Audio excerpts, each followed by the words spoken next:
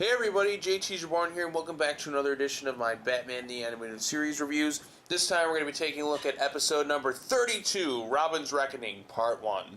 This and Part 2 are pretty much like, I would assume, like, I mean, I haven't gone through and rewatched everything, but this is pretty much like my all-time favorite episode. Like, at least one, like, if you consider, like, one episode, because this is like a two-part, it's like, you can't have one without the other. So, like, it's pretty much like my all-time favorite episode. So, like, Part 1 and Part 2 are both equally as good. I think there's some things that Part 1 does maybe a little stronger, but Part 2's ending is definitely stronger. It's kind of tough to decide because both parts are equally just excellent. But this episode won the series an Emmy, and in essence, the plot of this episode, it goes into Robin's origin. Like, Batman and Robin are just out on patrol doing their normal spiel. They come across some guys, and all of a sudden, like, they have one guy hanging from, like, one of those, like, skyscrapers that are under construction. He's like, oh, please, I'm not going to tell you who it is. They're like, well, suit yourself. And then, like, the guy's like, no, I'll tell you, it was Billy Marin. And then Batman's like, Billy Marin? Robin's like, hey, who the hell is Billy Marin? Batman's like, drop it, Robin. And so Batman tells Robin to go back home, and then Batman goes and interrogates this guy about Billy Marin. So Robin's kind of confused. He's just like, hey, who's this Billy Marin guy? And Batman's like, drop it. I got to do some things on my own. Robin's like, is it about what I said? I'm sorry.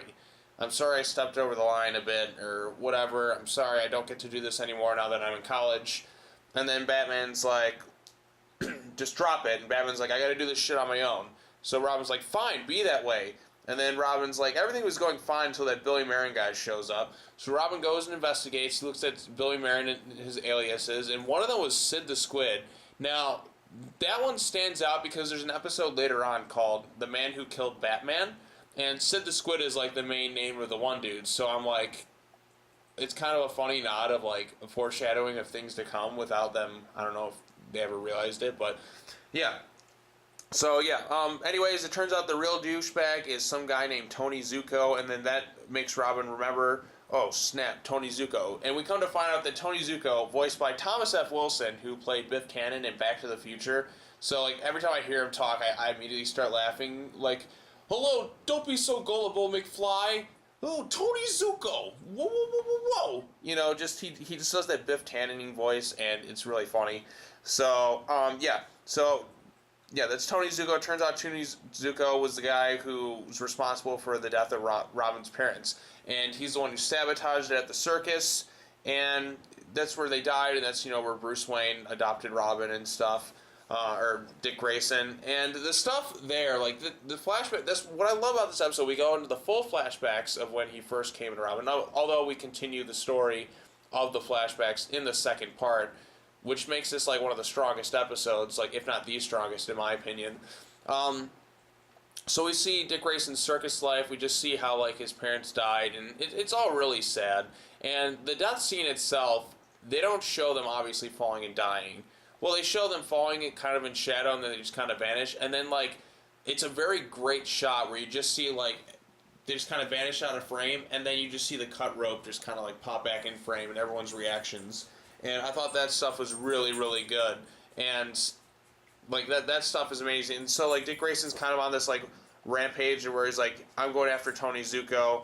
And Batman refuses. And then the episode basically ends with Robin saying, you know what, I'm going to find Zucco on my own. I did it once before. And it kind of ends in, like, him just driving off on his bike, setting up for the stage for part 2. Because this one, you know, dealt with him, you know, living and, like, thinking about Zucco again, like, oh, shoot, I gotta find Zucco after, you know, because he never did, because we find out in part 2 that he originally got away years ago, obviously, and it is pretty, like I said, you need to watch both parts, like, simultaneously to really get the full story, so, which is why I'm gonna have to, like, cut this here and then immediately move into part 2, because, like I said, there's stuff in part 2, like, they're both equally as good. It's really tough to decide which part I actually like more.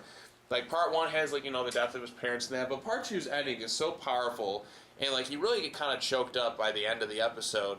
At least I do when I watch it, when I just see, like, the final confrontation between, you know, Robin and Zucco, and just see, like, the final, like, scene where Batman's talks to Robin about, like, what happened, and we find out, I was like, no, it was about you setting off and going over the line, it was about, like, you know, Zuko's caused your family so much pain, and I just couldn't bear the thought of him doing the same thing to you.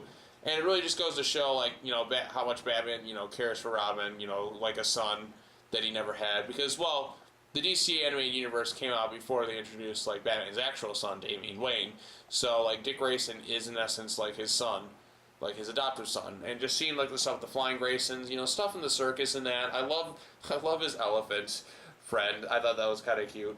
And I do like how in the animation they do make Bruce Wayne look a lot younger instead of just looking like he is now. And yeah, just shows that he's been doing Batman for an awfully long time. So at least a decade or so. Maybe like a few years before. Like, I think the flashbacks take place maybe like a year or two after some of the flashbacks in Mask of the Phantasm. But I can't be too certain. But anyways, that's all I got to say about this episode. Fucking amazing episode. Arguably my all-time favorite. And I can't wait to talk about part 2. But yeah, that's all I got to say. Not much else left. But be sure to leave a comment below and let me know what you thought of Robin's Reckoning Part 1. And then just stay tuned for Robin's Reckoning Part 2 review, because I absolutely love Part 2 as well. They're both equally, like, as good in my opinion. So, yep. Thanks for watching. Comment, like, subscribe, and come back next time as we take a look at Robin's Reckoning Part 2.